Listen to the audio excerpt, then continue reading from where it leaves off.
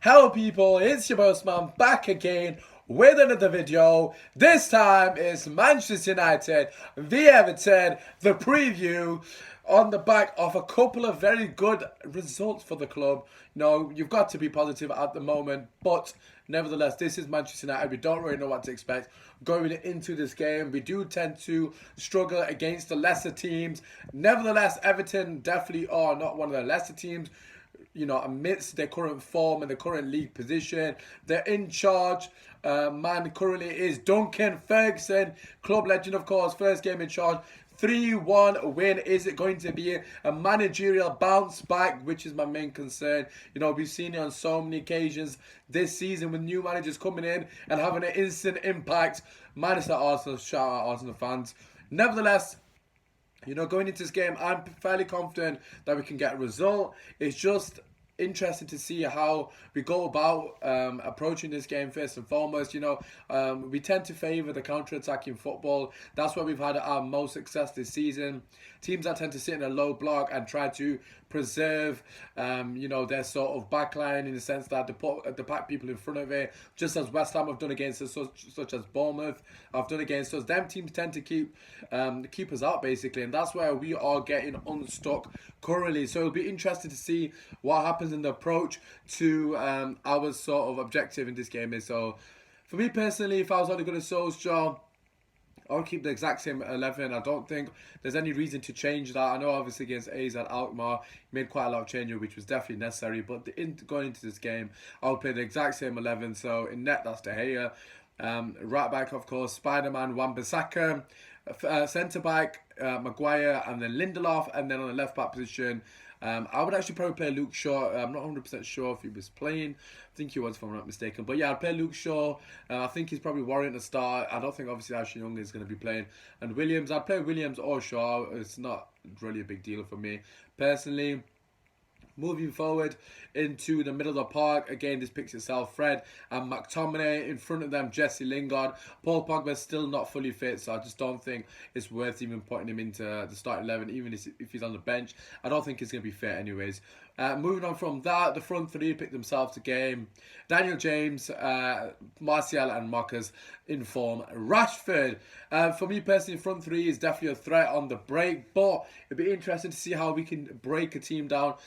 I'm sort of curious to see what Everton will do. Of course, they have got a lot of threat, especially from delivery. Sigurdsson's are phenomenal on dead ball situations. We do tend to struggle in set pieces. We've seen in the last couple of games, teams are causing us problems. Man City's goal came from a corner. I think for me personally, David De Gea has to take a bit more responsibility and command his box and come out, and at least if he's not catching the ball, at least be punching the ball out. Of course, they have got pace on the break. Theo Walcott, lightning quick. I'm assuming Iwobi's going to play in the number 10 position with Sigurdsson behind him.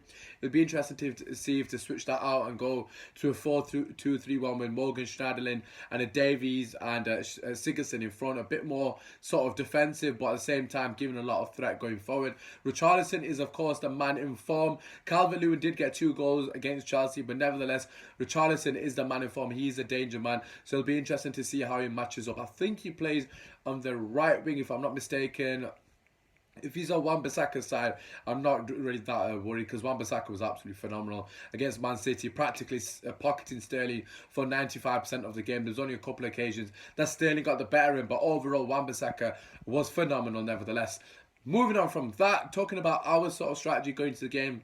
Like I've said, it'll be interesting to see how Everton set up. If they do try to play football against us, that will ideally play in our hands. I'll be surprised if they be overly expansive and give us a lot of opportunities in the middle of the park. We saw against Manchester City, Lingard got a lot of space in that number 10 role where he was picking up pockets of space. I'll be surprised if that happens, Duncan Ferguson, absolute warrior himself. I'm expecting him to pack the midfield, make it compact, try to push us down the wings, because although we have got blistering pace down the wings and informed Rashford, I just think we don't pose as much threat going down the wings than we will do coming down the middle of the pitch. If he does give us that time and space in the middle of the park, I believe we can definitely punish them.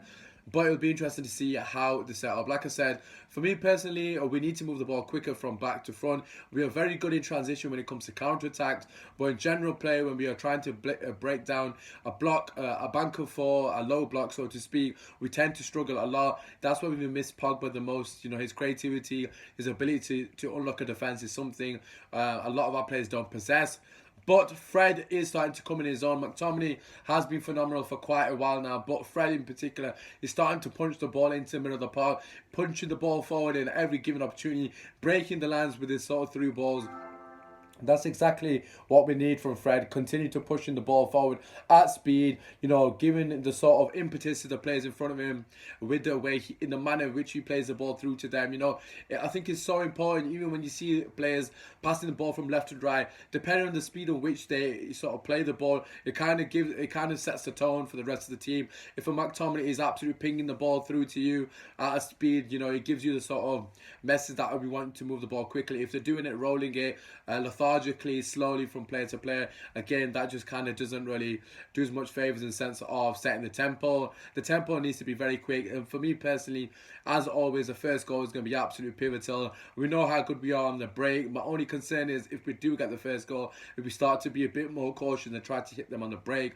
But a lot of positives going into this game. Like I said, we've got a lot of momentum. We've won 3 in the bounce, 2 of which were phenomenal victories given the teams we were playing against. A lot of fans, including myself, was not expecting us to get results against Manchester City or Tottenham Hotspur. So that's a massive boost for us going into this game. Obviously, every game in the Premier League is a must-win. Let's make no mistake about it, especially at a club like Manchester United. But it will be interesting to see what Ole Gunnar Solskjaer does. In the first couple of minutes, we need to come out the blocks firing like we have done in the last couple of games, and obviously set the precedent for the rest of the game. My only concern is if we start to slow down and give Everton a bit of sort of leeway to get into the game. Like I said, they've got a lot of talent that can hurt us. Yes, they have not got off to the greatest start of this season, but under Duncan Ferguson, they're 1-1, and they beat a very good Chelsea team. The only sort of benefit for us is the fact that we are at home. If this was at Goodison Park, I would definitely be a bit more concerned, because the Everton faithful, the Evertonians, they are very loud, and it's a small stadium as well. So if things goes away, they can definitely get behind and beat that 12th man, which we definitely were against Chelsea. So for me personally, the fact that we are playing at home, we're going into this form. You know, Rashford's looking unbelievable at the moment. He's looking like he's full of confidence, which is a confident Rashford is a dangerous Rashford. Martial, again, he's coming to this game with a bit of confidence. Against AZ Alkmaar, he didn't do much, but to be fair, I just wanted him to avoid injury. And obviously, Daniel James does so much off the ball, and just in general for the team, he's absolutely phenomenal. And again, Fred and McTominay, all of our players seem to be in a confident sort of manner going into this game. You know, even Lingard's had a couple of good performances against decent opposition. So we haven't really got any excuses going into this game, I've got to be honest. So, for that reason, my score prediction is going to be 2-1. I still think Everton will score. I am a bit worried because they do pose a bit of threat, you know, especially if they're playing on the break as well. They've got a lot of pace going forward. But yeah, it'll be interesting. First goal, as always, very important, especially for us. You know, I feel like with the crowd at Old Trafford, if we get an early goal again, they will be behind the boys, and we'll probably get 2-3 that we should have done against Manchester City. Nevertheless, confident going into the game, but at the same time, it's a bit of a weird one because we have dropped silly points against teams that we definitely shouldn't have. Anyways, that is my opinion. Feel free to let me know your opinions in the comment section. Drop a like, subscribe if you're new. It is been your boy, Osman. Come United! Come on!